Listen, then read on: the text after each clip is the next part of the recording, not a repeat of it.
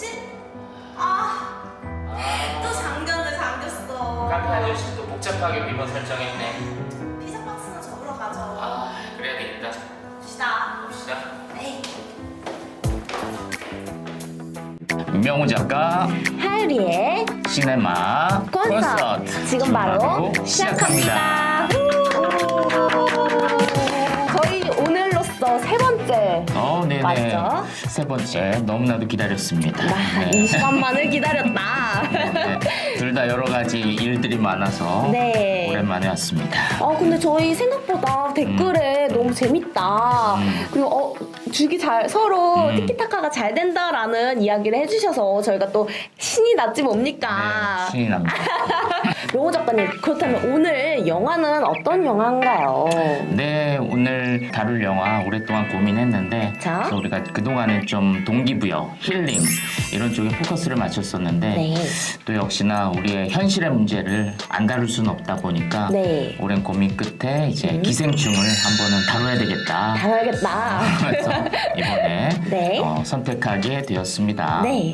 기생충에 대한 리뷰는 우리나라에 뭐 한 5,628개 정도는 있을 거고, 네, 우리가 하나를 더하는 거다 보니까 얼마나 차별성이 그쵸? 있을지 모르겠지만, 뭐 그래도 한번 할 수 있는 한 저희만의 매력이 있지 않습니까? 네, 저희만의 관점이 분명히 네. 들어가지 않을까 네. 생각이 너무 듭니다. 네. 그럼 바로 시작을 해볼까요? 네.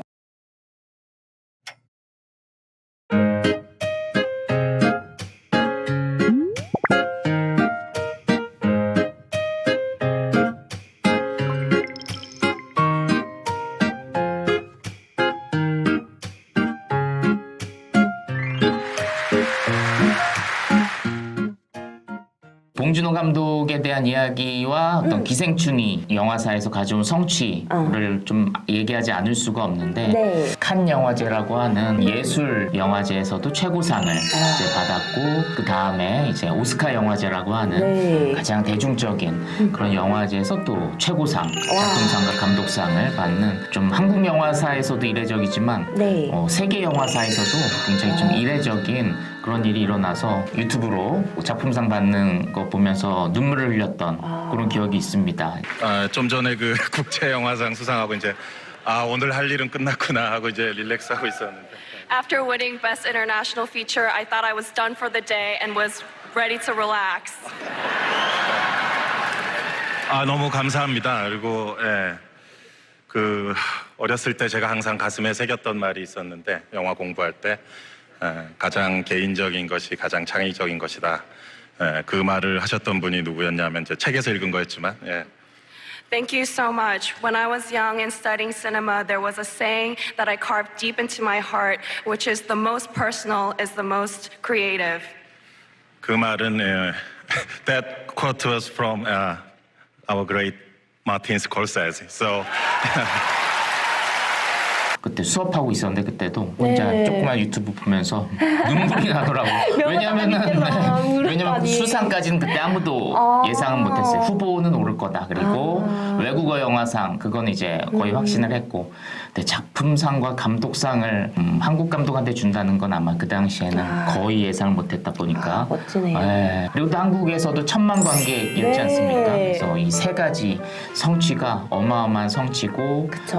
어떤 신의 경지라고까지 얘기해도 과언이 아닌. 맞아요. 근데 네이버 평점도 높죠, 저희가. 네네. 9점대가 다 넘어갔어요. 네네. 그래서 또 평점 네, 댓글 9.4. 소개 또 해주셔야죠. 그렇죠. 네네. 저희가 또 사실 영화를 보기 전에 댓글을 먼저 봅니다. 후기. 네. 후기가 어떤가, 내가 좀 볼만한 영화인가라고 이제 많이 찾아보시는데, 공감수가 많은 댓글을 제가 한번 찾아와 봤어요. 공감수 많은 댓글 탑5. 자, 소개를 해드릴게요. 궁금하시죠? 첫 번째. 보는 내내 기생충이라는 제목을 너무 잘 지었다는 생각이 들었습니다. 라는 의견이 있었고요. 인정하기 싫지만 현대사회의 계급사회를 잘 나타내었다. 그래서 뼈가 아팠다, 뼈 맞는 그런 느낌이었다. 라는 댓글도 있었고요. 자, 그리고 특별 미워하고 증오할 만한 악인이 한 명도 없기에 더욱 답답하고 우울한 영화였다. 이거 좀 웃겨요? 피자 박스 접을 때가 제일 행복했다. 이제 앞으로 더 명호 작가님께서 이제 대성을 하실 건데 피자 박스 접을 만한 그런 시절이 좀 뭔가 떠오를 만한 그런 게 있나요? 저는 엄청 많죠. 네, 하나를 꼽자면? 저는 이제 대학교 때 4, 5년 내내 아르바이트를 쉴 수는 없었던 네, 거의 방학하기 하루 이틀 안에 아르바이트를 바로 구했어요. 아르바이트 하면 네. 2달 동안 하면 뭐 한 150 버나 그러면 그걸로 이제 계약하자마자 이제 아르바이트 그만두고 네. 그걸로 이제 또 3개월 동안 학기 공부하고 그렇게 4년을 열심히 했던 기억이 있습니다. 그때 전공과 전혀 상관없는 알바하면서 뭐 트럭 조수석이라든지 아니면 뭐 남대문 뭐 박스 같은 거 그런 거 하면서 빨리 전공과 관련된 일을 하고 싶다는 생각을 너무나도 간절하게 했던 것 같아요. 시작부터 계급에 대한 이야기를 했네요. 그죠? 그래서 네, 좋습니다. 계급의 이야기가 그러니까 먼 이야기가 아니라 우리에게 되게 가까운 이야기라는 걸 오늘 좀 하고 싶어서 이 영화를 택한 것도 있어요. 사실 근데 제가 대학교 시절 때만 해도 그런 계급에 대한 인식이 안 했던 것 같아요. 못 살았으면서도 내가 그렇게 가난하다는 걸 몰랐어요. 왜냐하면 그 당시에는 소셜미디어가 없었기 때문인 것 같아요. 그럴 수가 있군요. 그래서 못 사 먹고 하면서도 이게 지금 문제가 있다는 걸 몰랐어요. 그쵸. 그냥 비교할 대상이 비교할 없으니까. 대상이 다 그러고 살고 있는 네. 또 영화과 사람들이 다 가난해서 그랬나? 아무튼 그럴 수도 있겠다. 근데 요즘은 소셜 미디어가 있기 때문에 아마 좀 더 빨리 인식을 하는 것 같아요. 그렇죠. 오히려 요즘 또 청소년기 아이들이 그런 소셜 미디어에 많이 노출이 되면서 이제 자기의 이제 형편 빈부격차를 좀 더 많이 느끼는 것 같아요. 맞아요. 네. 그래서 뭐 그 임대주택에 사는 아이 막 놀리고 이런다면서. 맞아요. 신문에도 나오고 그러잖아요. 네, 제가 지금 임대주택에 살잖아. 갑자기?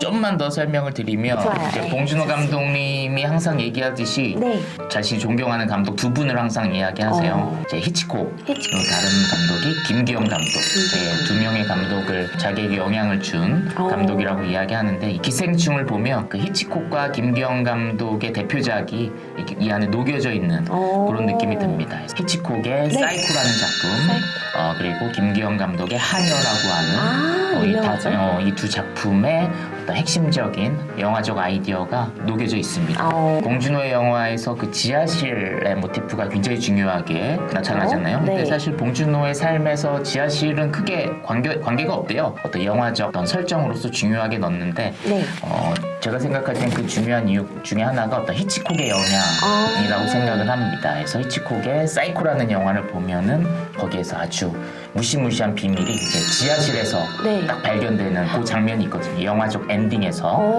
그래서 그 모티프가 굉장히 중요하게 등장하고 그다음에 이제 부잣집에 하녀로 들어가서 거기에서 어떤 계급 상승을 꿈꾸고 충돌하는 그런 거는 이제 김기영 감독의 하녀가 굉장히 잘 담겨져 있습니다. 그래서 그 하녀에서도 이미 그 계단의 메타포, 계단의 상징 이런 것들이 그 영화에서도 이미 쓰여져 있고 이제 그 영화는 유튜브에서 이제 무료로 볼 수 있는데 그 영화의 마지막 장면이 이제 하녀가 계급 상승에 좌절돼서 이제 계단에 거꾸로 엎드려서 쪄서 이제 죽는 걸로 그 영화가 이제 끝이 납니다. 봉준호 감독이 이제 계급에 대한 주제를 너무나도 오랫동안 해왔던 고민이다 보니까 정말 이 영화에서 가장 정점으로 그 미학이 완벽하게 표현되지 않았나 그런 생각이 들고 그래서 많은 사람들이 뭐 살인의 추억이 더 뛰어난 영화인 것 같은데 어떻게 생각하냐 뭐 이렇게 질문하기도 하는데 물론 그 영화도 뛰어나긴 하지만 어떤 봉준호 감독이 추구하는 어떤 리얼리즘 미학이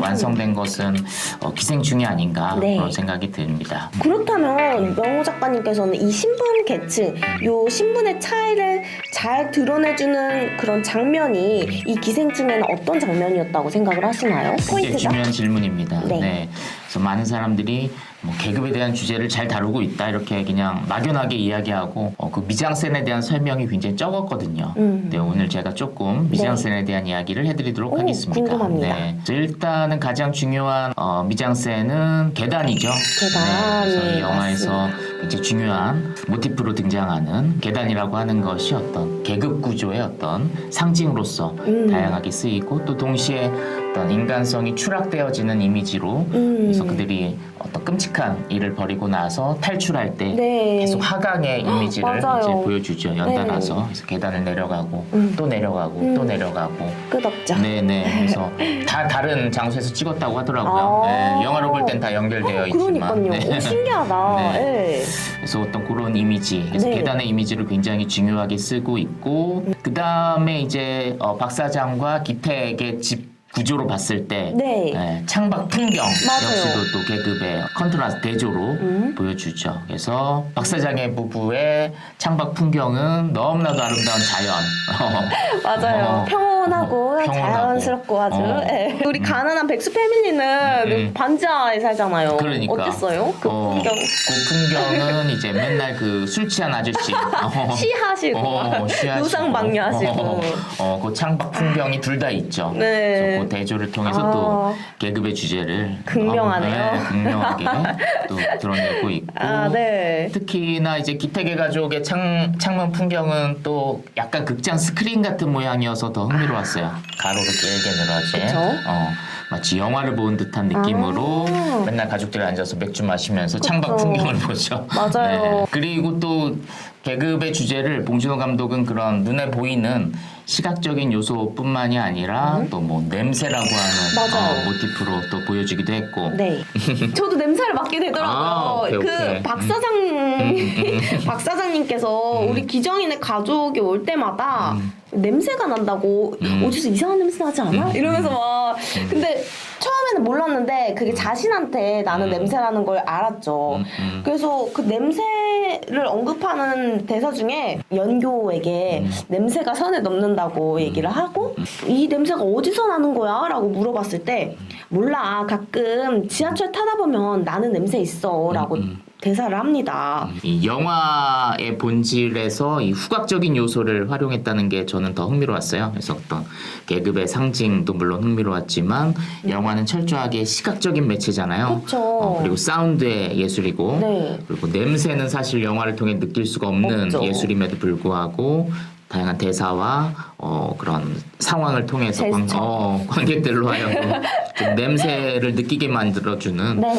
그런 어떤 영화의 본질을 더 확장시켜주는 오감적인 영화를 만들었다는 점에서 저는 더 그 지점이 흥미로웠던 것 같아요. 네. 또 때로는 음악으로도 또 계급의 주제를 또 표현을 하고 있더라고요. 그래서 초반에 오프닝 음악을 잘 들어보면 네. 멜로디가 네. 굉장히 낮은 음과 맞아요. 굉장히 높은 음이 처음에 이제 나오다가 또 중간 음이 또 나오면서 뭔가 조화를 이루는 듯하면서도 조화를 이루지 않는 아주 독특한 스타일의 어떤 음악이 흘러나오거든요. 음악의 작곡 방식에서도 계급의 주제를 드러내는 굉장히 심혈을 기울인 집요한 그런 연출이 아니었나. 노래까지 노렸네. 그리고 심지어 벨소리도 와. 좀 독특하죠. 네. 띵동 이러거든요. 맞아요. 그런 벨소리 들어본 적 거의 없죠. 없지 않나요? 맞아요. 제가 볼 땐 그것도 만든 것 같아요. 제시카 외동딸 일리노이 시카고 과선배는 김치모 그는 이사촌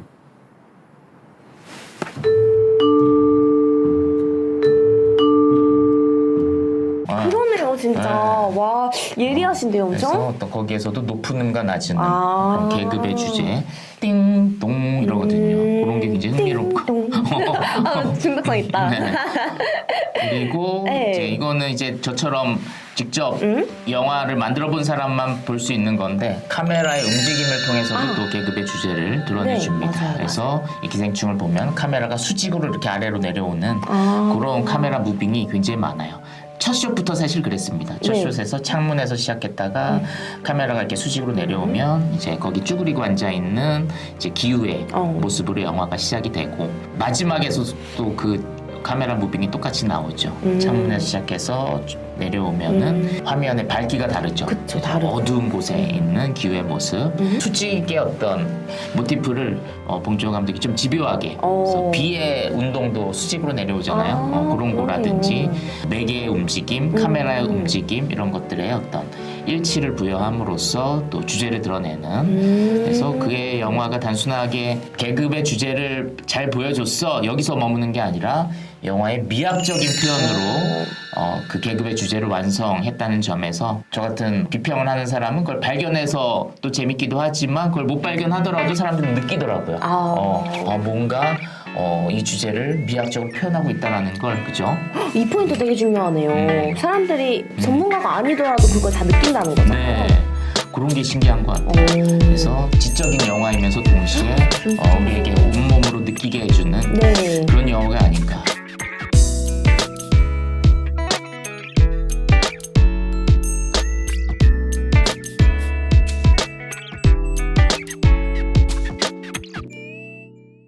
명호 작가님께서는 명장면, 정말 기억에 찐하게 남는다 하는 그런 명장면이 있을까요? 네, 그래서 이 영화는 뭐 영화 전체가 명장면 같은 느낌이 들기도 맞아요. 하지만 첫 번째는 이제 흔히 리듬의 벨트 시퀀스라고 불리는 장면이 있어요. 네. 그래서 한 7분 정도 되는 이제 거대한 시퀀스인데 클래식 연주와 그다음에 거기에 걸맞는 어떤 몽타주 편집, 그다음에 어떤 스토리의 빠른 전개 이런 것들이 조화를 이루면서 펼쳐지는 장면인데 아빠를 이제 그 운전 기사로 투입하기 위해서 막 연습하는 장면부터 아마 리듬벨트 시퀀스가 시작될 거예요. 네. 그래서 같이 막 차 알아보고 그다음에 복숭아 작전, 복숭아 작전. 복숭아 알레르기 작전을 펼치는. 맞아, 그것도 참 노력이더라고요. 네네. 복숭아 이렇게 싹싹 해가지고 쫙 이렇게 해가지고 알레르기 있었잖아요. 맞아요. 복숭아 작전을 펼치는 게 이제 아마 미드맨 벨트 시퀀스의 가장 핵심적인 그런 내용이고 그리고 연극하는 것도 막 나오죠. 그래서 막 연기하면서 어떤 식으로 대사를 쳐야 되는지 아들이 아빠한테 막 그러면 그러지 말고 좀 감정을 신축시켜서 막 이렇게 맞아요. 막 지도하잖아요. 연기 선생님인 줄. 굉장히 다양한 스토리를 보여줍니다. 그래서 과거로 갔다 미래로 갔다가 그리고 음악은 또 굉장히 클래식, 전통 클래식 같은 음악이 펼쳐지고 사건은 또 복숭아 알레르기 사건 막 펼쳐지고 하면서 굉장히 흥미롭게 빠른 리듬으로 그 7분짜리 시퀀스를 굉장히 공들여서 했다고 본인들도 이야기를 하시더라고요. 그래서 조금 뭔가 야심을 갖고 만든 듯한 그런 시퀀스고 그 다음에 사실 이 영화의 좀 주제를 좀 명확하게 드러내주는 씬이 있는데 이제 지하실에서의 어떤 사투 장면. 그 장면 너무 가슴에 남는데요. 네. 그래서 이제 문광이 들어와가지고 이제 지하실로 이제 가죠. 그래서 얘네들 깜짝 놀라죠. 맞아요. 그래서 뒤쫓아 몰래 보는데 거기에 남편이 있다는 걸 이제 보게 되고 몰래 이제 지켜보다가 이제 미끄러져가지고 계단에 미끄러져가지고 이제 들키게 되죠. 그래서 처음에는 문광이 막 어쩔 줄 몰라가지고 우리 부르이끼리 서로 도우면서 살아요. 그냥 밥만 가끔씩 챙겨주세요. 그냥 이렇게 착하게 요구하거든요.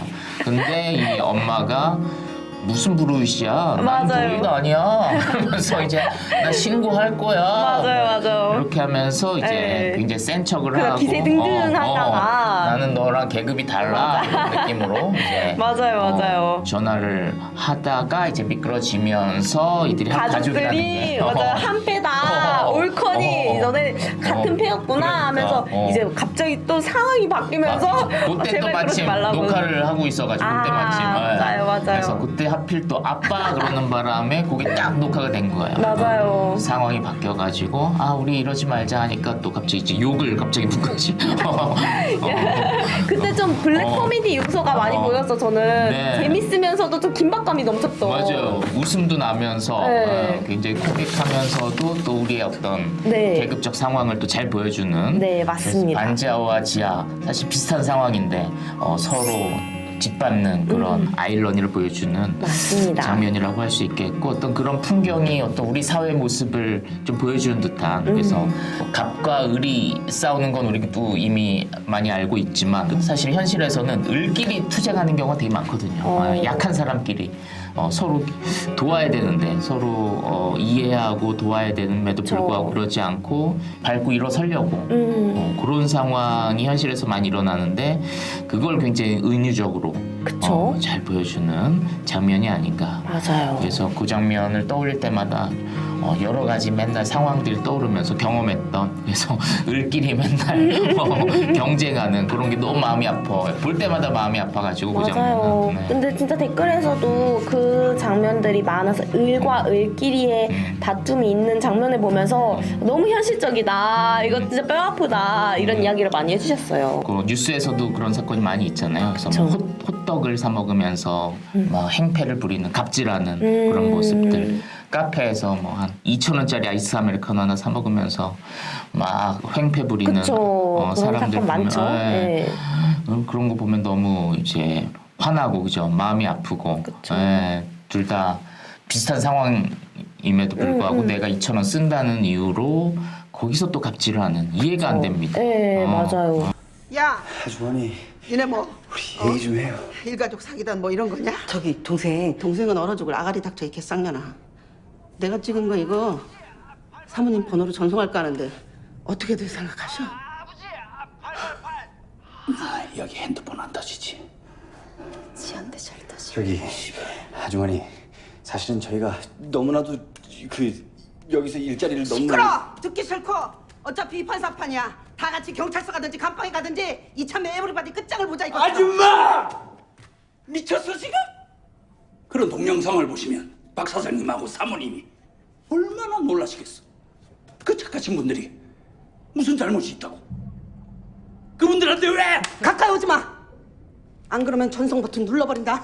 그리고 또 명장면 하나만 더 말씀을 드리면 네. 이제 마지막 시퀀스를 또 얘기하지 않을 수가 없습니다. 그래서 파티 장면이죠. 네.